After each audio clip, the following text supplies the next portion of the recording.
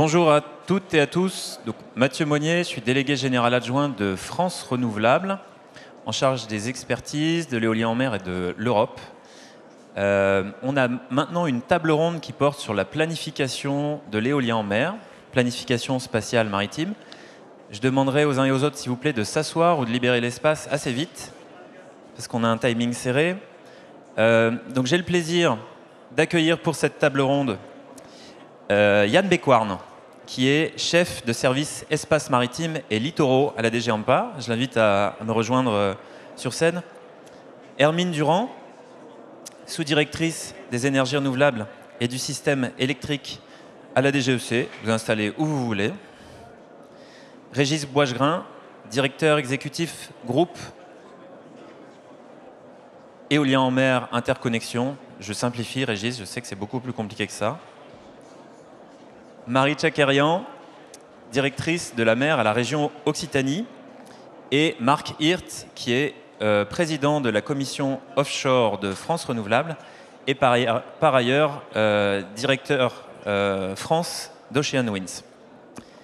Bienvenue aux uns et aux autres.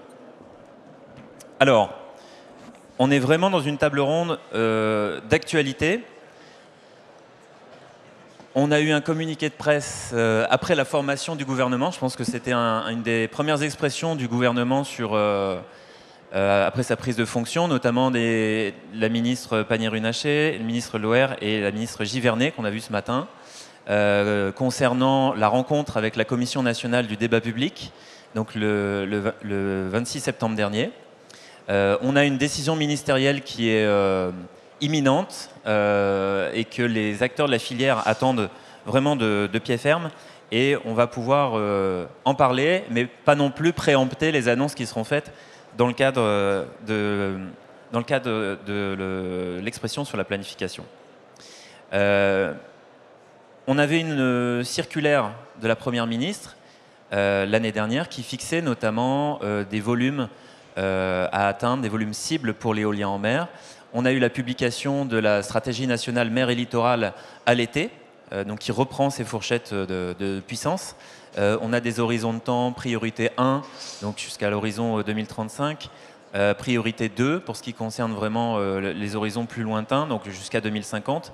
Ce sont des dispositions qui sont issues notamment de la loi APER de mars 2023. Donc on va rentrer dans ce détail-là. La première question finalement, c'est par rapport aux objectifs de planification spatiale maritime qu'on s'était fixés, et en tenant compte aussi des enseignements du débat public qui s'est tenu pendant 6 mois, qui s'est achevé en avril dernier et pour lequel on a eu une publication du bilan du débat au mois de juin.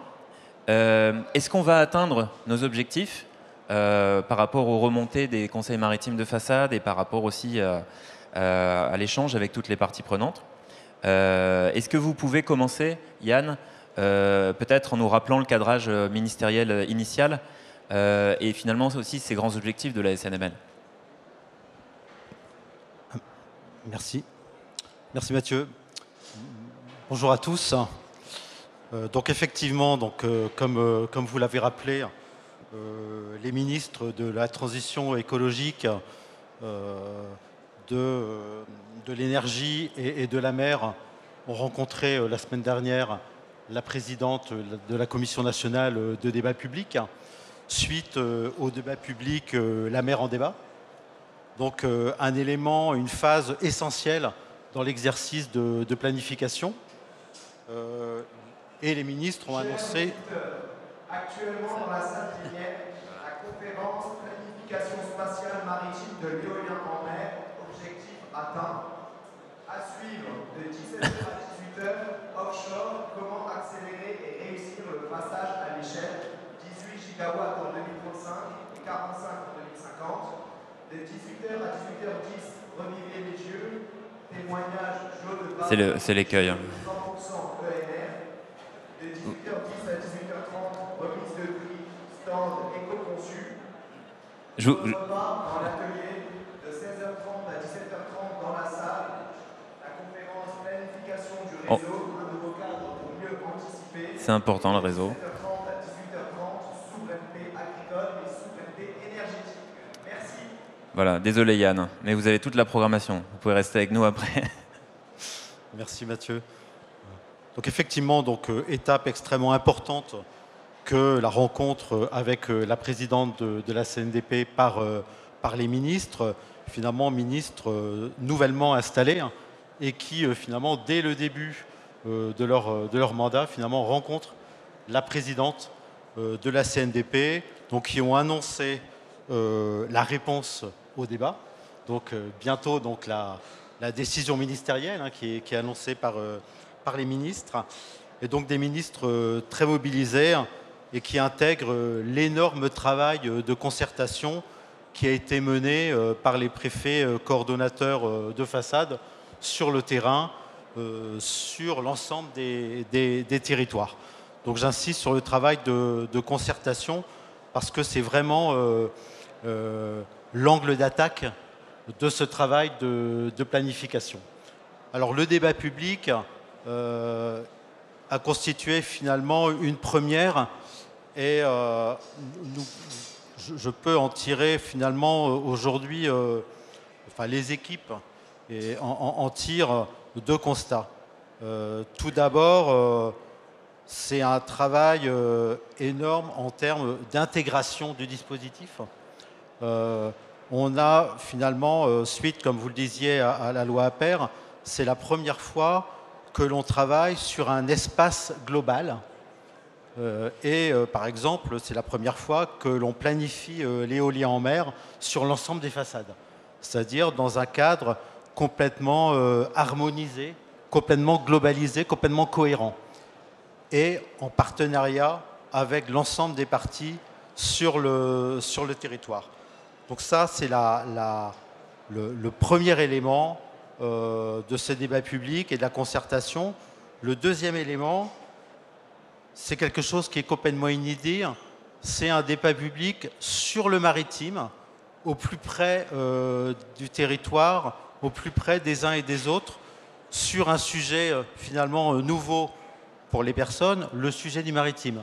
Donc comment finalement on arrive à intéresser les gens sur le maritime et aussi sur des sujets tout de même assez complexes.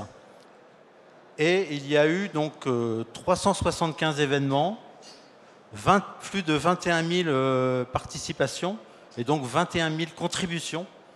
Et donc c'est vraiment un énorme succès et en cela on peut remercier la Commission nationale de débat public sur ce travail d'explication, de présentation au plus près du terrain qui est essentiel en termes d'acceptabilité. Je crois qu'un des enjeux aussi de cette planification, c'est l'acceptabilité et la nécessité donc de travailler au plus près du terrain avec l'ensemble des acteurs. Alors vous avez cité, Mathieu, les objectifs. Donc cet exercice décline la stratégie nationale mer et littoral 2024-2030 qui a été adoptée en juin dernier, qui a été co-construite avec le Conseil national de la mer et des littoraux et avec l'ensemble des parties prenantes. Donc lui aussi est un travail issu de la concertation entre les parties. Je rappelle que l'objectif, les 4 priorités qui avaient été fixées dans l'objectif de cette stratégie nationale maritime et littorale, qui ont intégré au sein de ce document stratégique, la décarbonation, la biodiversité, l'économie et l'équité. Donc 4 pôles structurants et en équilibre les uns par rapport aux autres. C'est-à-dire que les uns se répondent et doivent être complètement en phase. Et le débat public et la concertation qui a été menée par les préfets coordonnateurs de façade permettent de répondre à ces quatre priorités et de concilier l'ensemble des enjeux, c'est-à-dire le développement de l'éolien en mer, la protection des espaces maritimes avec le développement des protections fortes et enfin la possibilité pour les acteurs économiques d'avoir de la visibilité sur l'espace maritime et de pouvoir développer une économie durable sur le territoire.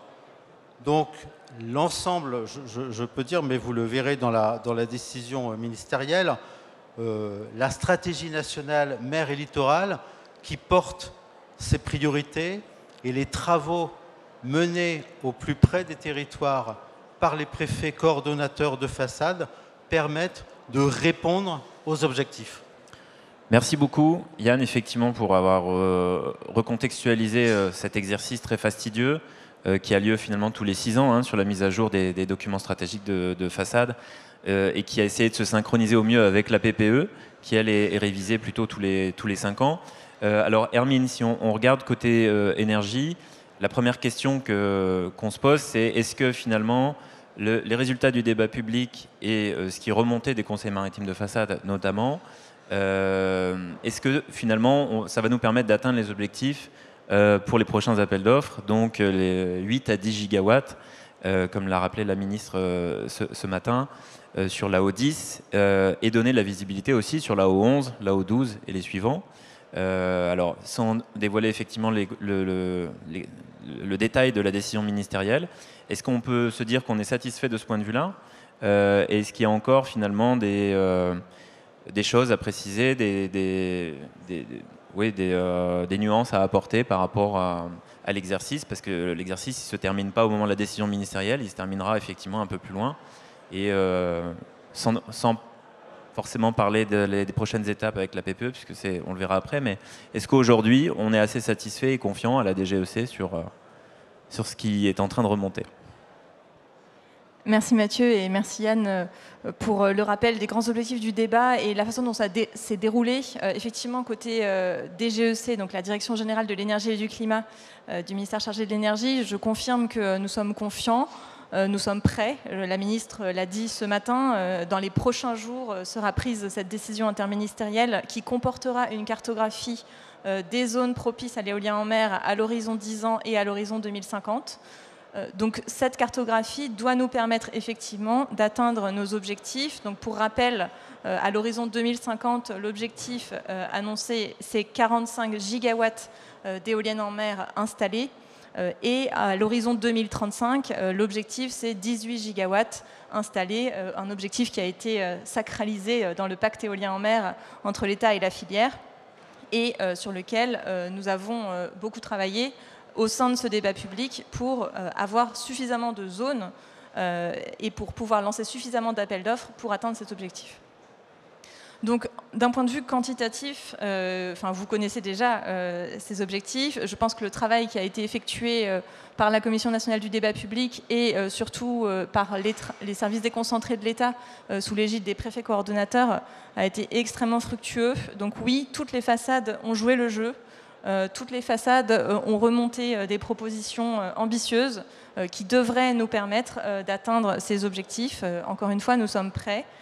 Et je pense qu'au-delà de l'objectif purement quantitatif, je souhaiterais insister aussi sur ce que disait Yann, notre objectif de mutualiser les procédures a été atteint. Dans la loi APER, on a dit ça suffit, les débats publics les uns après les autres, ça suffit la vision en silo. Donc on a vraiment joué le jeu, et à la fois au niveau des administrations centrales, en lien avec RTE, et également au niveau local, pour donner la vision d'ensemble de la planification maritime. Et donc le débat public a à la fois porté sur l'éolien en mer, sur le raccordement, sur les zones de protection forte, sur les activités en mer, sur la pêche, le trafic maritime, etc. On a vraiment voulu décloisonner, et je pense que de ce point de vue-là, l'objectif est atteint. L'idée était bien de pouvoir avoir une vision d'ensemble et pour pouvoir intégrer tout cela dans les documents stratégiques de façade qui seront une des prochaines étapes. Donc voilà, nous sommes prêts et nous sommes tous ensemble, collectivement prêts à sortir cette décision. Peut-être le troisième objectif que nous avons poursuivi ces derniers mois, c'est aussi l'objectif de l'accélération. Et ce débat public mutualisé, ce débat public national et simultané sur les 4 façades, c'est aussi une réussite du point de vue de l'accélération de la filière éolien en mer. nous avons normalement une cartographie qui va nous permettre donc de lancer l'appel d'offres numéro 10 d'une ampleur inégalée, 8 à 10 gigawatts. C'est beaucoup plus que tout ce qu'on a fait jusqu'à présent. Notre appel d'offres numéro 9, qui est en cours et qui est déjà un appel d'offres mutualisé, il n'est que de 2,5 gigawatts. Donc là, on va vraiment changer d'échelle. On souhaite accélérer sur la partie éolien en mer, sur la partie raccordement aussi, évidemment, pour pouvoir être à l'heure de nos objectifs nationaux, 18 gigawatts en 2035 et 45 gigawatts en 2050. Je me dois de poser la question sur l'équilibre posé-flottant. On en a beaucoup discuté, on en a parlé dans le débat public, qui était lié finalement à l'éloignement à la côte, qui soulève des sujets industriels, puisqu'effectivement on ne mobilise pas au même niveau les infrastructures et qui pose aussi des sujets au niveau du raccordement. Est-ce que vous êtes confiant dans la décision ministérielle aussi à avoir une progressivité dans le décollage du flottant et de garder aussi suffisamment de capacités posées voilà, parce qu'elles sont compétitives et qu'elles permettent aussi finalement à l'État de bénéficier d'une énergie pas chère et d'avoir des retombées locales. Là aussi, vous êtes, sans dévoiler le détail des zones, vous êtes... Côté des GEC, vous êtes à peu près, vous êtes satisfait de ce qui est remonté sur les façades? Alors, sur l'équilibre entre posé et flottant, je pense qu'au niveau de chaque façade, il y a de toute façon des contraintes qui font qu'on ne pourra jamais faire d'éolien posé en Méditerranée et qu'il n'y a pas besoin de faire du flottant en Manche. Après, sur la façade atlantique, toutes les options ont été étudiées, pesées. Évidemment, quand on choisit une zone, l'idéal, ce serait que ce soit pas cher, loin, peu visible, où il n'y a pas de pêche, il n'y a pas d'environnement, bref. Ça n'existe pas. Ça n'existe pas. Tous les choix qu'on fait sont des choix qui sont pris à la lumière d'une somme de contraintes. Et donc, oui, nous avons essayé d'optimiser l'ensemble des facteurs pour que, encore une fois, ces projets puissent réellement se faire. L'objectif n'était pas de produire une cartographie idéale, mais derrière, qui ne pourrait pas se traduire en éolienne réellement installée. Donc, nous avons, et ce sont les préfets coordonnateurs de chacune des façades qui ont fait cette pondération entre les différents enjeux. D'ailleurs, la CNDP a mis le doigt sur le sujet que vous mentionnez. Les gens veulent que ce soit plus loin, mais dans ce cas-là, c'est plus cher. Comment est-ce qu'on pondère tout ça ? Eh bien, oui, la réponse sera dans notre cartographie qui sera dans cette décision et avec également un rapport d'accompagnement, un long rapport, qui viendra expliciter les choix qui ont été faits, à la fois donner les grandes orientations nationales, mais également les choix façade par façade qui ont été faits. Merci beaucoup, Hermine. Alors, la maîtrise d'ouvrage dans le débat, c'était effectivement l'État, donc avec les deux directions générales, mais aussi RTE, donc le gestionnaire de réseau de transport d'électricité.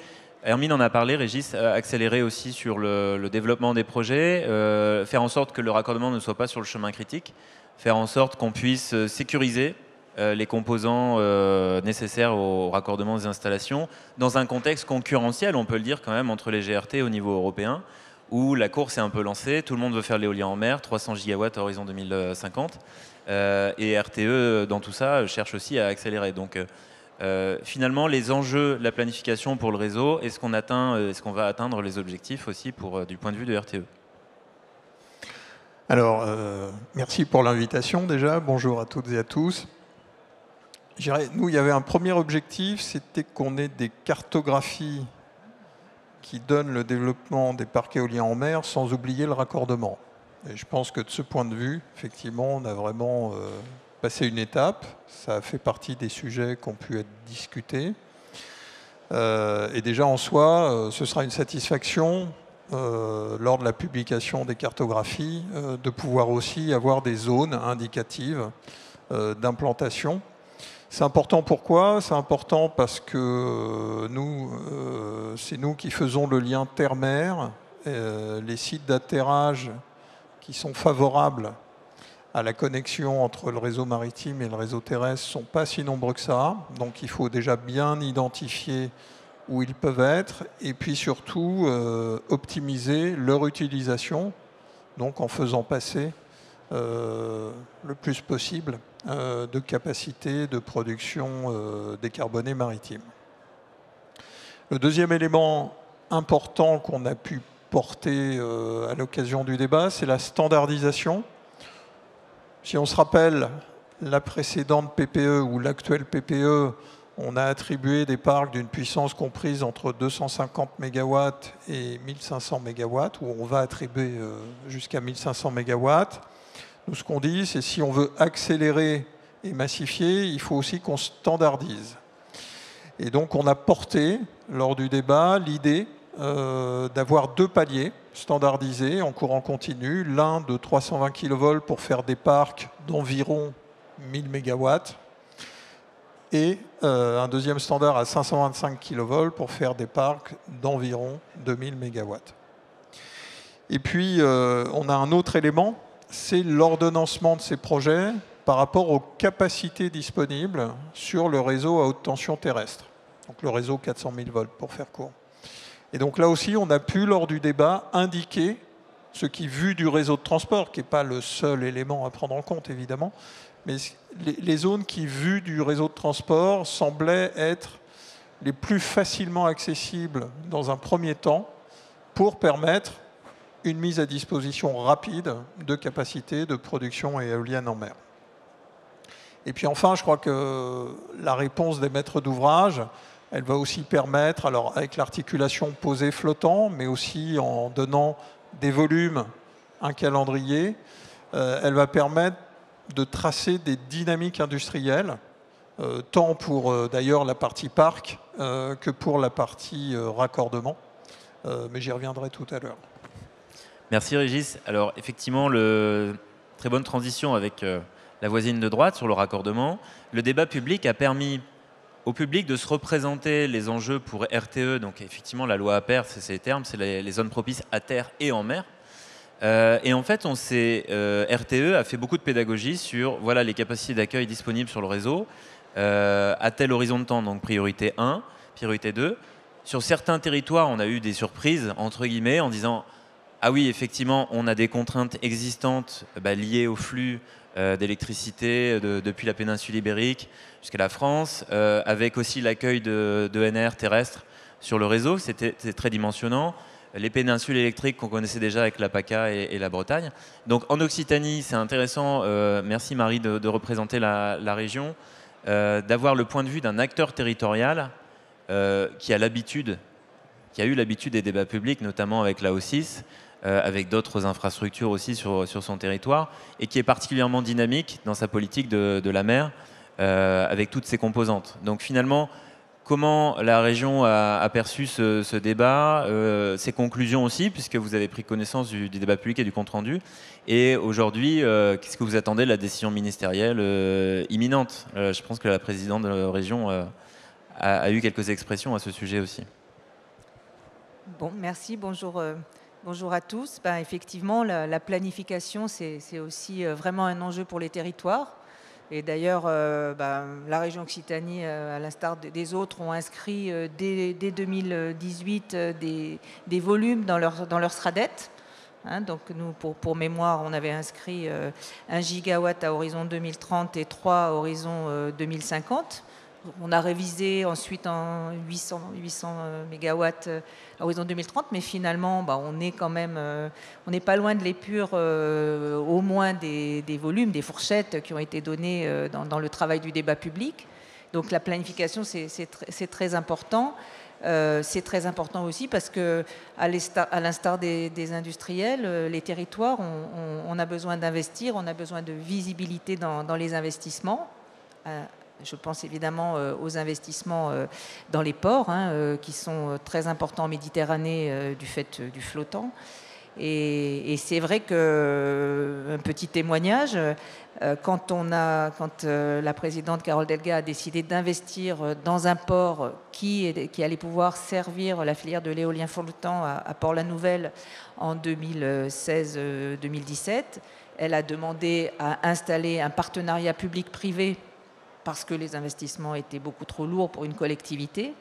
Et quand on a lancé les appels d'offres, quand on a négocié ce partenariat public-privé, mais le fait qu'il y ait déjà la PPE qui donne, on était en 2019, donc on était loin même du discours de Belfort, etc. Mais c'était très important de donner une visibilité sur l'engagement de la France pour développer du flottant en Méditerranée. Sinon, on n'aurait peut-être pas eu un candidat pour venir investir et on ne serait pas aujourd'hui en capacité de livrer des installations portuaires qui seront opérationnelles pour la O6, par exemple. Donc voilà, on a un petit peu le même... je suppose que voilà, les industriels, évidemment, ont besoin de visibilité, mais les territoires aussi. Et donc voilà, c'est effectivement important. Alors le débat public, on a essayé de s'y impliquer comme nos collègues des autres régions de façon très active, d'être aux côtés de la CNDP avec notre Parlement de la mer, les parlements de la mer des autres régions.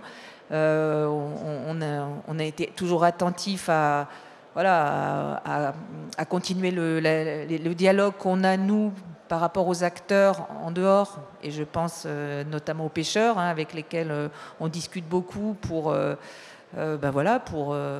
participer à la construction de leur point de vue, de leur posture dans le débat public.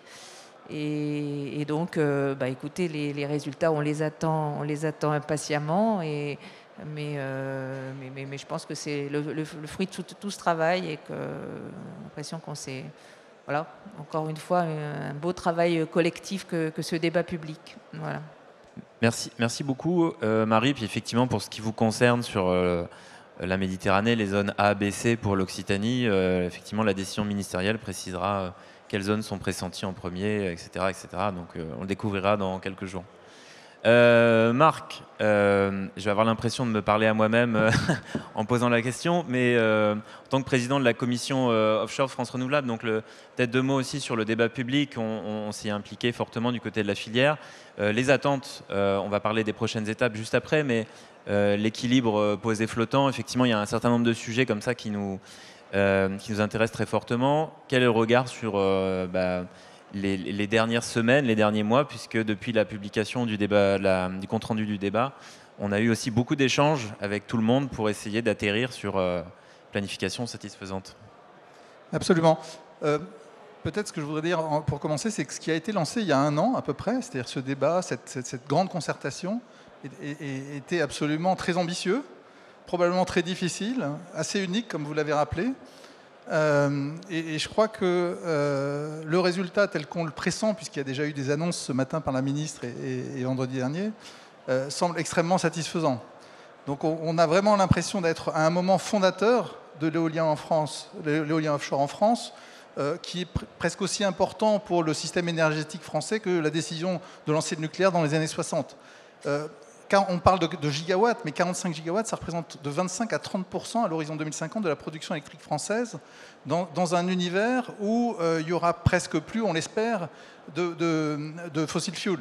Donc c'est vraiment une décision très attendue, fondatrice, et on l'espère extraordinaire. Donc on comprend que les objectifs seront atteints, on en est absolument ravis, et je crois qu'on est aussi très fiers d'y avoir contribué. Donc c'est ce que tu évoquais, Mathieu, France Renouvelable, avec le CER, en coordination totale avec le CER, a voulu contribuer de façon importante à cet exercice, et on a ressenti le besoin très vite de mettre sur la table des cartes, de la cartographie. Donc on a travaillé à des scénarios un peu extrêmes, qui certains favorisaient ou mettaient en avant d'abord l'aspect économique, d'autres l'aspect environnemental, d'autres l'aspect paysage et éloignement des côtes. Et on a bien vu que si on n'atteignait pas un équilibre entre toutes ces contraintes, on n'y arriverait pas. C'était juste pas possible.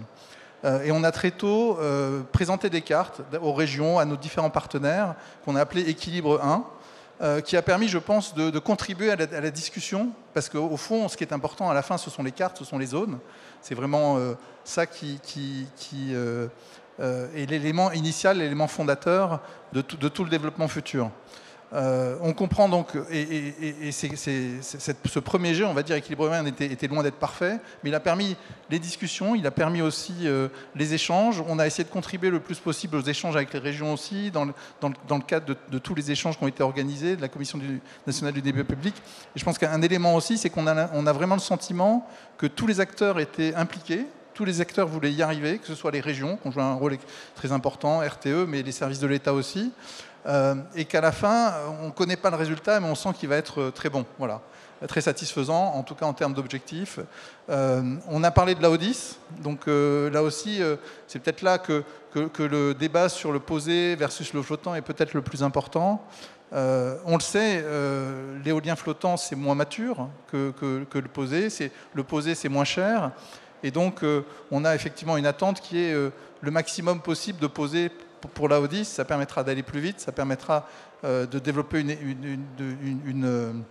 une énergie aussi moins chère, et puis qui est quand même un petit peu de flottant, bien sûr, parce que ça permet aussi de maturer la filière et d'avancer. Donc là-dessus, on a de grands espoirs et on attend avec impatience la décision. Donc une grande satisfaction. Je pense que les objectifs sont atteints, non seulement comme le disait Hermine, les objectifs quantitatifs, mais aussi les objectifs qualitatifs. Voilà. Après, on a le sentiment qu'il y aura peut-être un équilibre entre façades qui ne sera pas exactement celui qu'on attendait, mais je ne veux pas dévoiler de secret, mais d'ailleurs je ne connais pas. Et ça appelle de ma part une petite remarque sur peut-être certaines contraintes qui, dans le cadre de futures réflexions, pourraient être amenées à être peut-être assouplies un petit peu. Je pense notamment aux contraintes de défense, parce que je pense qu'elles ont joué un rôle très important justement dans le fait que les difficultés qu'on pressent sur la décision concernant la façade Sud-Bretagne et Pays de la Loire, on risque d'être un peu en dessous des attentes, et je pense que c'est en grande partie lié à ces contraintes-là. Donc peut-être pour le futur, avoir des réflexions, un petit peu d'assouplissement sur ce point-là. Et un point également sur l'aspect sécurité. Sécurité maritime. Sécurité maritime, avec les préoccupations d'éloignement qui font parfois s'opposent un peu au problème de sécurité. Donc, vous savez qu'il y a un rail, le rail maritime, notamment dans la partie Manche, mer du Nord, pour lequel il y a une distance minimale qui est imposée par la réglementation française, qui, on pense, pourrait être assouplie dans l'intérêt d'avoir des zones les meilleures possibles, sachant que il y a peut-être des solutions qui consisteraient à développer et qui sont bonnes aussi pour l'emploi, qui consisteraient à développer peut-être un peu plus de capacité d'intervention, puisque c'est le sujet qui fait qu'aujourd'hui on est un petit peu loin, on pousse les parcs éoliens à être un petit peu loin du rail. On pourrait se rapprocher et s'éloigner des côtes, ce qui serait encore bénéfique pour tout le monde, je pense. Voilà. Mais en tout cas, une très grande satisfaction d'avoir eu ces annonces, et on est très fiers en tant que filière d'y avoir contribué et impatients de connaître le résultat. Merci beaucoup, Marc. Alors, ça n'aura pas échappé à Yann, il y a une petite pierre dans le jardin des préfets maritimes sur la sécurité maritime, avec laquelle on ne transige pas, effectivement, mais c'est effectivement de voir dans quelle mesure on a une aversion au risque et comment on travaille aussi un éventuel renforcement des moyens nautiques d'intervention. Donc, on comprend que ça a été pointé du doigt, de toute façon, dans le cadre des débats. Je pense que la décision ministérielle l'abordera certainement d'une certaine manière. Et aux contraintes de défense nationale, effectivement, on comprend bien que l'idée n'est pas de transiger sur la défense nationale, mais de voir comment on coexiste par rapport à ces contraintes-là qui ont été injectées un peu plus tardivement dans le débat, mais qu'on ne va pas détailler maintenant. Sur les prochaines étapes, justement, parce que je pense que c'est une bonne transition, Yann, quelles sont les prochaines étapes sur la concertation ne s'arrête pas? Donc ça, je pense que c'est un message qu'il faut répéter. Nous, on n'en doute pas, puisqu'on a vécu plus d'une dizaine de débats publics sur l'éolien en mer. Donc on a l'habitude, les porteurs de projets aussi ont l'habitude de faire de la concertation en continu. Ce qu'on appelle la territorialisation des documents stratégiques de façade. Donc comment finalement l'avis, après la décision ministérielle, quel est l'avis sur les façades avant la signature des arrêtés interpréfectoraux sur les DSF? Merci Mathieu. Donc on sent effectivement énormément d'attentes sur cette décision ministérielle et sur les cartes. Et finalement, cette décision ministérielle et les cartes, c'est une étape dans le processus. Finalement, ce processus de concertation, il se poursuit. Parce que l'objectif visé, évidemment, c'est l'adoption par les préfets coordonnateurs de façade des stratégies de façade maritime à l'été 2025. Donc ce processus de concertation se poursuit, effectivement, avec cette décision ministérielle qui reprend les priorités de la SNML, les travaux de la concertation et du débat public, et donc les cartes qui en sont ici. Donc pour cette concertation donc, à venir, pour la poursuite des travaux, donc les services de l'État toujours aussi impliqués dans les travaux, nos collègues des DIRM, des DREAL, mais aussi des DTTM au plus près des territoires et au plus près des usagers. Je citerai également tout le travail que l'on continuera à mener avec les collectivités territoriales, notamment les conseils régionaux qui ont été partie intégrante du travail de concertation avec les parlements, les assemblées régionales qui ont été créés par les collectivités. Et enfin, le travail à mener essentiel parce qu'il est structurant de l'exercice et il conditionne la réussite de l'exercice, même avec les cartes, c'est le travail avec les usagers de la mer, l'ensemble des usagers de la mer, et notamment les professionnels de la pêche. Il y a beaucoup d'attentes du secteur éolien sur les cartes, mais il y a aussi de l'attente du secteur de la pêche sur la façon dont ce travail va ensuite être mené dans la poursuite des travaux qui seront portés pendant cette année fin 2024-2025, mais aussi évidemment dans la suite avec l'appel d'offres, la Odis. Donc le calendrier 2024-2025, on peut donner un peu trois étapes. Tout d'abord, donc les préfets coordonnateurs de façade vont soumettre leur stratégie de façade à l'autorité environnementale. Donc ce sera une étape de l'automne 2024. Donc l'autorité environnementale a 3 mois pour répondre aux demandes des préfets coordonnateurs. Donc il s'agit donc que l'autorité environnementale donne un avis sur la façon, la méthode qui a été celle de l'État pour porter ces stratégies de façade au regard des enjeux environnementaux. Le deuxième processus de concertation, c'est ce qu'on appelle le processus aval, enfin qu'on appelle nous le processus aval, c'est-à-dire la concertation des stratégies de façade auprès des acteurs du territoire, c'est-à-dire les collectivités territoriales, les usagers, enfin le grand public, et bien sûr les instances de façade, les instances de la coordination de façade, ainsi que les États frontaliers des stratégies de façade. Donc ce sont également des process qui vont se tenir à l'issue de l'avis porté par l'autorité environnementale.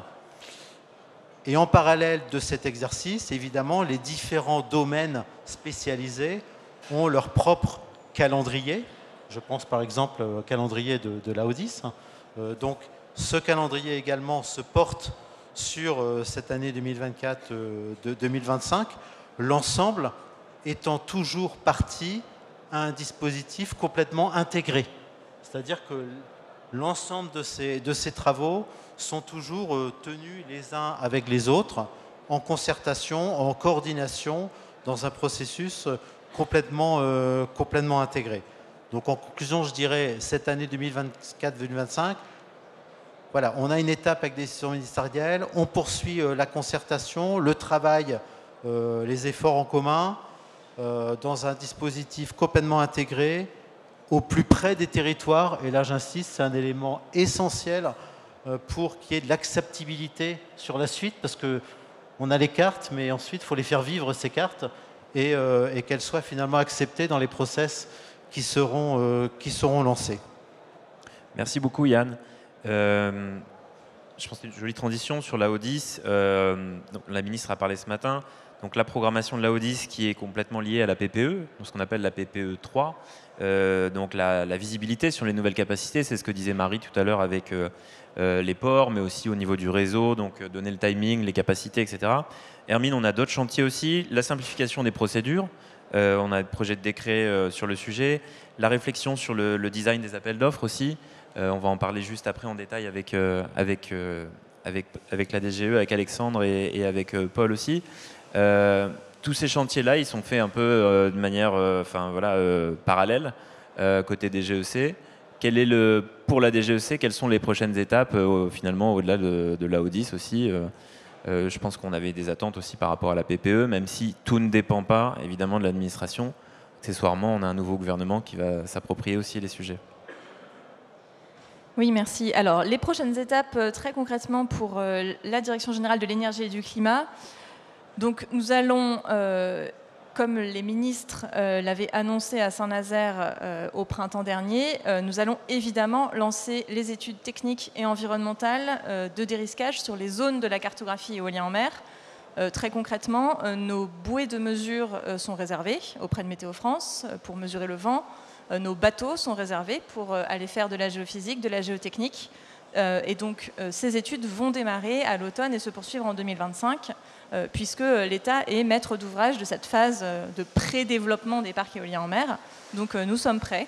Et c'est vraiment la prochaine étape qui est indispensable pour que les appels d'offres se passent bien, c'est-à-dire pour que les candidats puissent disposer de toutes les informations dont ils ont besoin pour remettre leurs offres. Donc ça, c'est une activité qui n'est pas très visible, mais que nous portons à la DGEC et qui est absolument incontournable pour pouvoir lancer les appels d'offres. Ensuite, sur le déroulement de l'AO10, alors la ministre l'a rappelé tout à l'heure, nous allons lancer l'AO10 fin 2024, début 2025. C'est une procédure qui va être assez longue, mais que nous comptons attribuer avant les prochaines élections présidentielles. De même, je ne fais que paraphraser également les ministres à Saint-Nazaire qui avaient annoncé un AO10 attribué à l'automne 2026, ce qui, en rétroplanning, conduit à une publication du cahier des charges de l'AO10 début 2026. Voilà, donc ça, c'est le calendrier que nous continuons de tenir, en lien donc, avec RTE aussi, pour que le raccordement soit prêt à temps. Et concernant la procédure elle-même, donc nous devrions normalement partir sur un dialogue concurrentiel comme les précédentes procédures, mais nous étudions différentes voies d'accélération de cette procédure. Donc on a un décret qui a été présenté au Conseil supérieur de l'énergie il y a quelques temps et sur lequel nous travaillons pour vraiment faire en sorte qu'on compresse au maximum les délais de cette procédure tout en garantissant sa robustesse juridique. Merci Hermine. Effectivement, la présidente de la Commission de régulation de l'énergie l'a rappelé ce matin.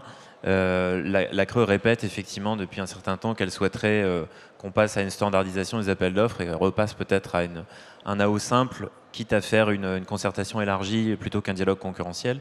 Mais la CRE a délibéré justement aussi sur les AO 7 et 8 pour les cahiers des charges. Et le document est disponible sur le site internet de la CRE. Régis, on parlait des prochaines étapes.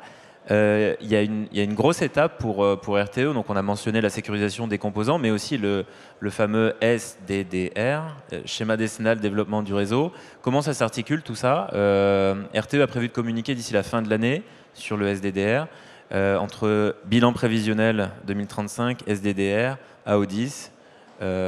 Voilà, comment les choses se mettent en ordre chez RTE? Alors, je crois que la ministre, ce matin, elle a évoqué la maîtrise de la production, de la consommation et des prix.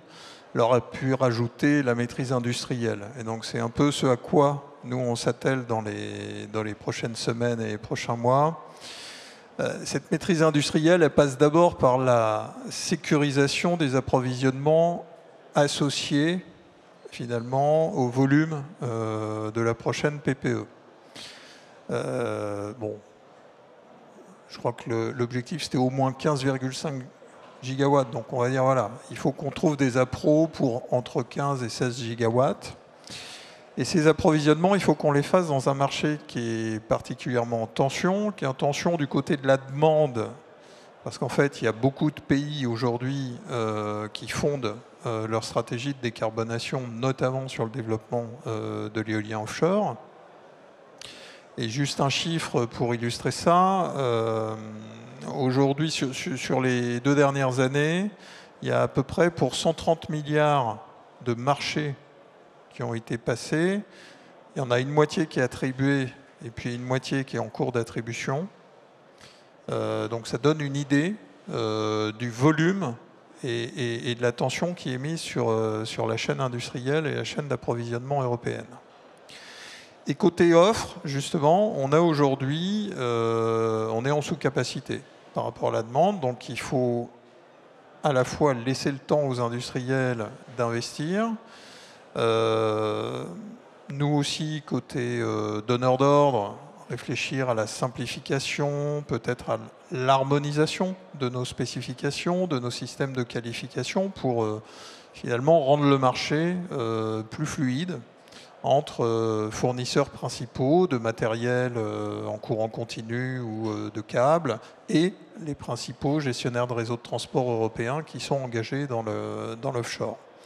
Donc une fois que j'ai dit ça, en fait, ce qu'il faut qu'on sécurise concrètement, nous, pour la PPE3, c'est un peu moins de 4000 km de câbles, une dizaine de postes en mer et de stations conversion en courant continu, et puis parce qu'on est connecté au réseau haute tension, une dizaine d'extensions ou de créations de postes terrestres en courant alternatif.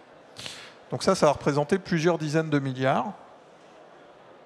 Et ça fait la transition avec le SDDR. Parce que le SDDR, c'est notre programme industriel à 15 ans, mais pour remplir l'ensemble des objectifs qui sont attendus en termes d'accompagnement de la décarbonation par RTE. Or, il y a l'offshore, mais il y a plein d'autres raccordements. Raccordement d'industriels, raccordement de data centers, raccordement de nouveaux nucléaires. On a aussi aujourd'hui une réflexion sur la reconfiguration de notre colonne vertébrale, donc ce qu'on appelle le réseau THT, très haute tension, à 400 000 volts, parce que en fonction de là où vont être positionnées les principales productions et les lieux de consommation, ce n'est pas les mêmes axes qu'il faut développer, renforcer. Et puis on a aussi tout un pan de renouvellement du réseau pour le rendre plus résilient, notamment au changement climatique. Et aussi parce qu'il y a une forme d'obsolescence de nos ouvrages de transport d'électricité. Donc ça, ce programme global, il a été annoncé aux alentours de 100 milliards sur les 15 ans qui viennent. Et donc finalement, il va falloir qu'on articule deux choses. Un, en fonction de ce que vont nous dire les fournisseurs européens, à quel moment on est capable industriellement de mettre à disposition des raccordements. Et deux, au regard de ce qu'il faut faire de manière plus générale pour raccorder d'autres capacités de production ou de consommation, pour renforcer notre colonne vertébrale et pour réaliser le renouvellement d'un certain nombre d'ouvrages du réseau de transport. Quel est le bon séquencement également pour que finalement cette capacité de production décarbonée maritime, elle trouve son chemin sur le réseau de transport et qu'elle puisse réellement accompagner la montée de l'électrification des usages. Donc en très résumé sur les projets AO10, pardon, PPE3, donc AO10, AO11, ça veut dire des décisions à la fin de l'année pour sécuriser des composants. Alors très concrètement, on va lancer les consultations. Évidemment, plus les décisions sont précises au niveau de la décision ministre, plus on pourra faire une part ferme par rapport à une part variable. Et après, l'année 2025 va être consacrée à la sécurisation de ces grands approvisionnements et avec une vision de notre programme industriel global qui, elle, devrait être dans sa version initiale mise à disposition fin d'année, le fameux SDDR. Merci Régis. Donc Marie, on vient de parler du système électrique. On a parlé des ports tout à l'heure un petit peu. Les prochaines étapes pour la région, on a parlé des SRADET, effectivement, avec un volet maritime. On a parlé des pêcheurs. Quelles sont les prochaines étapes pour la région? Il y a aussi un accompagnement très fort, souvent on l'oublie, sur la formation, les compétences, mais aussi l'offre industrielle et l'offre des entreprises en Occitanie, avec Windhoek, le Polmer notamment, mais si tu peux nous en dire quelques mots. tous ces sujets se poursuivent avec des étapes à venir. Les pêcheurs, par exemple, non, de façon générale, c'est notre rôle. Je crois que c'est vraiment faciliter l'appropriation, l'acceptabilité des parcs de l'AO10, mais des parcs qui vont arriver avant, puisque pour les gens, c'est la O6, c'est la O9 qui sont la réalité, pas de demain déjà, qui est déjà très lointaine. Et je dirais même, en Occitanie, sous un an, je regarde mon voisin, mais sous un an, il va y avoir un événement très important pour l'appropriation. Alors, je préempte pas le sujet, mais c'est la mise à l'eau, la mise en service, des choses très visibles sur les 2 fermes pilotes, FGL et Olmed. Et ça, pour nous, moi, je crois beaucoup, tu n'as pas cité, Mathieu, un autre sujet que je voulais aborder. Moi, je crois beaucoup au fait de travailler avec les industriels sur l'attractivité que va représenter l'éolien pour les territoires d'un point de vue touristique. Voilà, il faut qu'on s'y mette vraiment, il faut qu'on saisisse l'opportunité des fermes pilotes là, avec des choses qui sont déjà... Je crois que... On a une coupure avec la régie. Ah, ça y est, c'est revenu. Je garde le vote du coup. Oui, donc effectivement, il se trouve qu'à Port-la-Nouvelle, les choses seront très visuelles et il faut vraiment qu'on travaille, pourquoi pas, sur une fondation territoriale, sur des choses qui vont faire progresser l'appropriation. Donc après, les prochaines étapes aussi, évidemment, dans notre territoire, comme dans d'autres territoires, je pense notamment à la Bretagne, c'est de livrer des infrastructures portuaires pour la O6 et pour la suite, mais même pour la O6, avec des enjeux autour de l'appel à projet France 2030. Voilà, les pêcheurs, donc je les évoquais, c'est vrai qu'il faut absolument qu'on transforme l'essai de ce qui a réussi à s'initier en Occitanie, c'est-à-dire une structure qui est pour l'instant associative qui s'appelle Pêcheurs Méditerranée Service, de service à la mer, de participation des pêcheurs au service à la mer en partenariat avec des armateurs. Et puis, tu l'évoquais, évidemment, on a une stratégie depuis longtemps pour faire une adéquation des besoins de formation avec les besoins des industriels. Donc, il faut vraiment poursuivre le travail là-dessus, poursuivre le travail industriel, mais qui est pour nous un fil rouge depuis longtemps. Voilà. Merci beaucoup, Marie. Et effectivement, les sites de Saint-Nazaire et de Saint-Brieuc sont parmi les plus visités en mer. Avec, je crois, pour 8000 visiteurs côté de Saint-Nazaire et Saint-Brieuc, ça a bien marché aussi cet été. Et je crois que ça commence à être le cas en Méditerranée avec la Provence Grand Large, mais avec aussi des choses très visuelles, tu disais, à Port-la-Nouvelle, sur le chantier de construction des fermes pilotes. Marc, sur la poursuite du dialogue avec les territoires, effectivement, on vient d'en parler avec Marie. Les volumes, la PPE, on n'a pas trop parlé de fiscalité. Je pense que ça intéresse aussi beaucoup les territoires, la fiscalité éolienne en mer et les usagers. Pour vous donner la parole si vous souhaitez en parler, mais tous ces sujets-là, on les surveille en parallèle. Ce n'est pas nécessairement l'enjeu majeur du projet de loi de finances 2025, mais c'est un des enjeux aussi attendus par beaucoup de monde. Oui, je pense que il faut effectivement... c'est un sujet qui est sur la table, sur lequel il y a à la fois une sensibilité économique, c'est-à-dire plus les projets sont taxés, plus l'électricité est chère, donc il y a une contrainte de ce point de vue-là, et puis il y a une attente de la part de différents acteurs de pouvoir bénéficier des retombées de cette taxe, et donc des discussions en cours pour savoir comment la répartir au mieux. Un certain nombre de collectivités considèrent qu'elles devraient y avoir droit et qu'elles n'y ont pas droit aujourd'hui. Donc tout ça est un débat assez sensible, je crois, qui doit être mené de façon le plus apaisée possible. Mais il est important, effectivement, que cette contribution de cette activité et cet élément important de l'acceptabilité des projets soit bien géré. Bon, c'est bien sûr du ressort de l'État, mais c'est aussi un sujet important pour la filière, compte tenu de l'impact indirect que ça a pour nous. Je voudrais aussi peut-être revenir rapidement sur les prochaines étapes. Le point essentiel, alors ce que vous disiez, Marie, est tout à fait vrai, c'est-à-dire qu'il y a des projets en cours et en fait la confiance, La concertation, c'est une sorte de continuum entre les projets actuels qui sont en construction, les projets qui arrivent en appel d'offres et les futurs appels d'offres pour l'horizon 2030-2035. Et il est important que tout ça soit fait en bonne intelligence et dans la meilleure interaction possible entre tous les acteurs. Et je pense que c'est aujourd'hui le cas, en tout cas, la filière, tous les acteurs de la filière s'efforcent de le faire le mieux possible. Ensuite, effectivement, l'AO10 va être clé aussi de ce point de vue-là. Et je suis ravi d'apprendre, je le savais déjà un petit peu, mais que l'État a anticipé, que la DGEC a beaucoup anticipé, donc c'est remarquable et je pense que c'est un progrès important par rapport à ce qui a été fait dans le passé où il y avait souvent parfois un petit peu de retard dans les études. Donc on est ravi d'apprendre ça aujourd'hui et on vous en remercie. Et puis bien sûr, il va falloir lancer l'appel d'offres et faire en sorte que les lauréats soient désignés le plus vite possible, parce que ce n'est qu'à partir du moment où les appels d'offres sont qu'il y a un lauréat, en fait, que les discussions avec les industriels qui produisent, qui fabriquent, avec les ports, peuvent être engagées et des engagements peuvent être pris. Donc là aussi, il y a un enjeu de rapidité sur l'AO10, sur son lancement et sur l'attribution.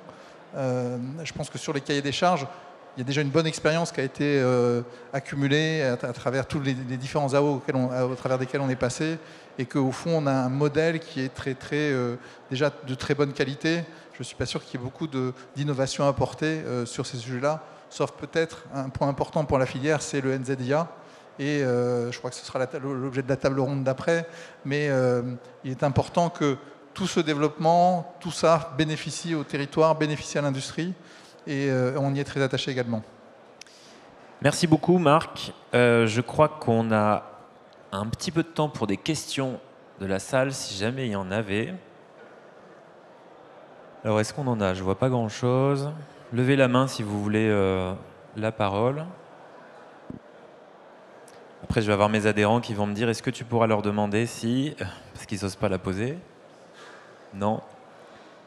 Bah écoutez, c'est que vous avez été parfaitement clair, donc je pense qu'on peut les applaudir. Merci beaucoup à tous les 5.